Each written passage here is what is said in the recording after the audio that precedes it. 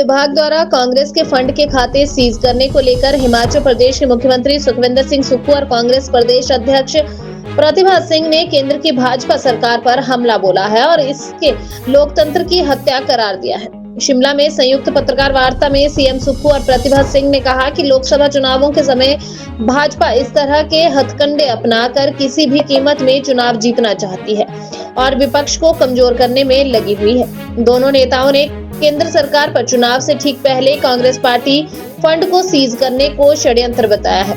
Party को आम लोगों और संगठन के लोगों ने दान और चंदा देकर पैसा जमा करवाया था, जिसका आयकर विभाग के पास पूरा रिकॉर्ड रहता है, लेकिन चुनावों के समय खातों को सीज कर अलोकतांत्रिक कार्रवाई की गई है ताकि पार्टी के प्रत्याशियों को चुनाव लड़ने के लिए फंड ना दे सके।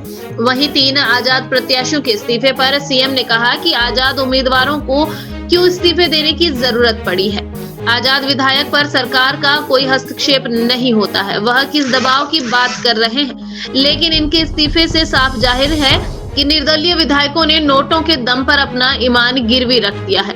हिमाचल प्रदेश की लोकतांत्रिक मूल्यों की भाजपा हत्या कर रही है, जिसे जनता स्वीकार नहीं करती है। विधायकों ने कुछ गलत किया होगा तभी इस्तीफा दिया है और भाजपा विधायक दल क्यों इस्तीफा नहीं देता।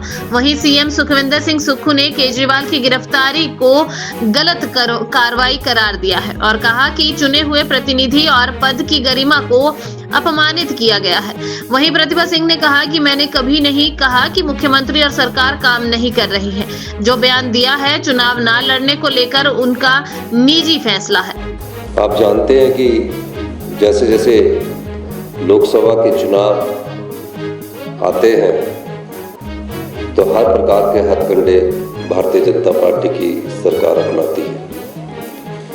इन्हीं हथकंडों के अनुरूप एक हथकंडा जो हमारा जनता के द्वारा पैसा इकट्ठा किया जाता है, दान के द्वारा पैसा इकट्ठा किया जाता है और उसको हम एक जो एआईसीसी का ट्रेजरी है उसमें जमा करवाते हैं। कांग्रेस कार्यकर्ताओं की मेंबरशिप के फॉर्म पैसे जमा होते हैं। सभी प्रकार के जो हमारे पैसे जमा होते हैं वो हमारे एक बैंक में जमा होते हैं और इनकम टैक्स ने उस पर कार्रवाई की है और कार्रवाई करते हुए हमारा जो बैंक अकाउंट है वो सील कर दिया है, जो कि राजनीतिक रूप से ठीक नहीं है।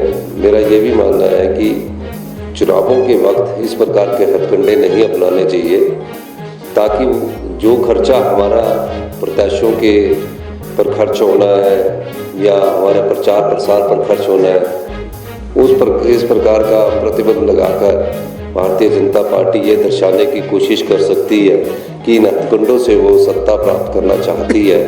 ये लोकतांत्रिक मूल्यों का हनन है और कांग्रेस पार्टी इसका पुरजोर विरोध करती है। हमारा ये राजनीतिक सोच से ना तो किसी पार्टी पर दबाव डाला जा सकता है और ना ही पार्टी इस प्रकार के हथकंडों से घबराने वाली है। इस प्रकार के हथकंडे कई बार अपनाए जाते हैं, लेकिन इसका ये मतलब नहीं है कि आप उसको दबाव डालें, उनके जो अकाउंट्स हैं उनको सीज कर दे, अकाउंट्स बंद कर दे। कांग्रेस पार्टी इसका पुरजोर विरोध करती है और इनकम टैक्स डिपार्टमेंट वालों को भी थोड़ा सा ध्यान रखना चाहिए कि जो भी अकाउंट में पैसा होता है उसका पाई का हिसाब इनकम टैक्स के पास पार्टी हमेशा जमा करवाती है। हर साल इनकम टैक्स की रिटर्न जाती है, कोई पहली बार नहीं है। तो ये चुनावों के वक्त इस प्रकार का हथकंडा बनाकर जो अपनी राजनीतिक रोटियां सेकना चाहते हैं वो लोकतंत्र के लिए सही नहीं है। विपक्षी दल है, सबसे बड़ा विपक्षी दल हिंदुस्तान का कांग्रेस पार्टी है।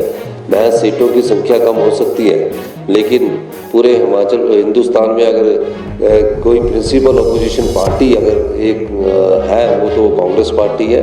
तो इस दृष्टि से हम पूरी कांग्रेस पार्टी इसका विरोध करती है। इस संदर्भ में हमने ये प्रेस वार्ता बुलाई थी। कुछ पूछना चाहते हैं तो 2-3 आदमी अपने सवाल पूछ सकते हैं।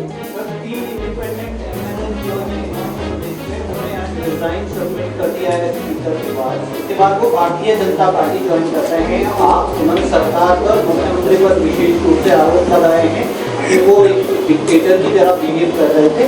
इसलिए हम मोदी की लीडरशिप में आगे जनता के सामने जाना चाहते हैं, जनता के हित में ये रिजाइन कर रहे हैं। आपकी प्रतिक्रिया? देखिए, वो तो आज़ाद प्रत्याशी थे, मुख्यमंत्री से किस प्रकार का संबंध था? वो तो कांग्रेस पार्टी के टिकट पर चुनाव नहीं लड़ना चाहते होंगे। जब आज़ाद प्रत्याशी थे तो उनको रिजाइन नहीं करना चाहिए था और उनको जनता की भावनाओं के अनुसार कार्य करना चाहिए था।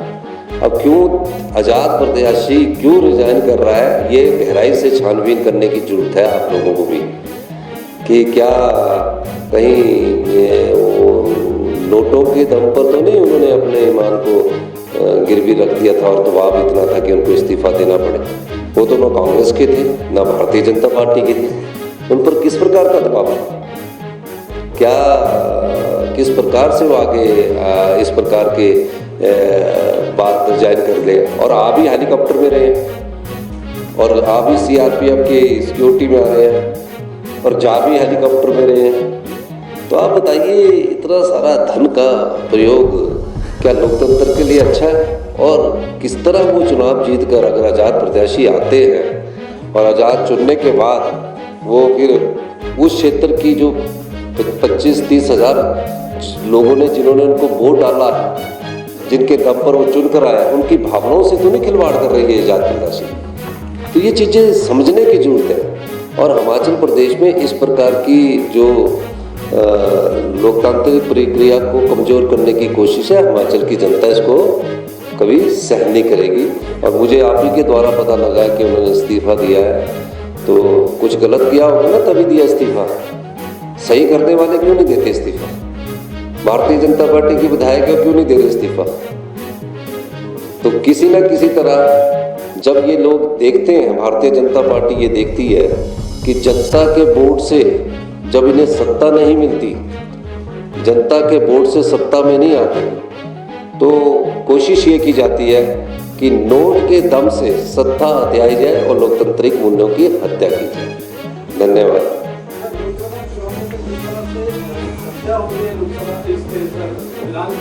से आए हिमाचल प्रदेश के माननीय मुख्यमंत्री ठाकुर सुखविंदर सिंह सुक्खू जी, हमारे मेयर साहब, डिप्टी मेयर रजनीश खेमदा जी, हमारे चाचा साहब और सभी पार्टी के वरिष्ठ नेतागण, सभी आदर के योग्य हमारे पत्रकार बंधु, जैसा कि आप जानते हैं देश में लोकसभा चुनाव की घोषणा हो गई है और आज की जो पत्रकार वार्ता है उसमें केंद्र सरकार की तानाशाही रवैये के तहत आज हम ये प्रेस कॉन्फ्रेंस कर रहे हैं। आप सब जानते हैं कि इस मई में इन्होंने जो निर्णय लिया और जो आयकर विभाग ने हमारे अखिल भारतीय कांग्रेस कमेटी के बैंक के खातों को फ्रीज किया है, ये एक बहुत गंभीर विषय है और ये जानते हैं कि ऐसा करने से इनके पास पैसे का अभाव होगा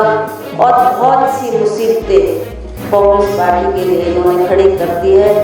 तो आज इस वार्ता पर हमारे मुख्यमंत्री जी इस पर प्रकाश डालेंगे। मैं इनको प्रेस वार्ता के लिए संबोधित करने के लिए आग्रह करती हूँ।